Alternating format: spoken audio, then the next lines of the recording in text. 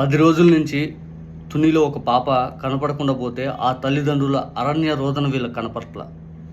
విజయవాడలో యువకుడు lockup death జరిగి నా కొడుకు శవాన్నన్నా నాకు ఇయ్యండి అయ్యా అని చెప్పి ఆ తల్లి ఏడుపు వీళ్ళకి వినపట్ల.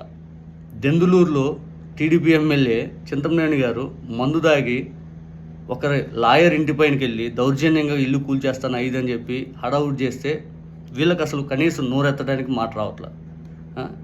ఇదే వంగలపూడి అంతే గారు పక్కన వ్యక్తిని వాడు వీడు అని సంబోధిస్తుంటే అవతల వాళ్ళు కూడా వంగలపూడి అంతే గారిని విమర్శిస్తే వెంటనే కూటమి ప్రభుత్వం నాయకులు అందరూ ఈ ఘటన పైన మాట్లాడటం మొదలుపెట్టారు.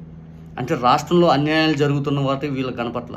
చివరాఖరికి దౌర్భాగ్యం ఎలా ఉందంటే డిఎస్సి అభ్యర్థులు కనీసం సిబిఐ విచారణ కన్నా ఇవ్వండి, మాకు న్యాయం చేయండి అని చెప్పి రోజు డిఎస్సి రాసిన వాళ్ళు అందరూ ఏడుస్తుంటే వీళ్ళకి అది కూడా మాట్లాడటానికి వీళ్ళకి సోయి రావట్లేదు. వంగలపూడి అంతే గారి ఇష్యూ మాత్రం రాష్ట్ర ప్రభుత్వం హైలైట్ చేయాలి.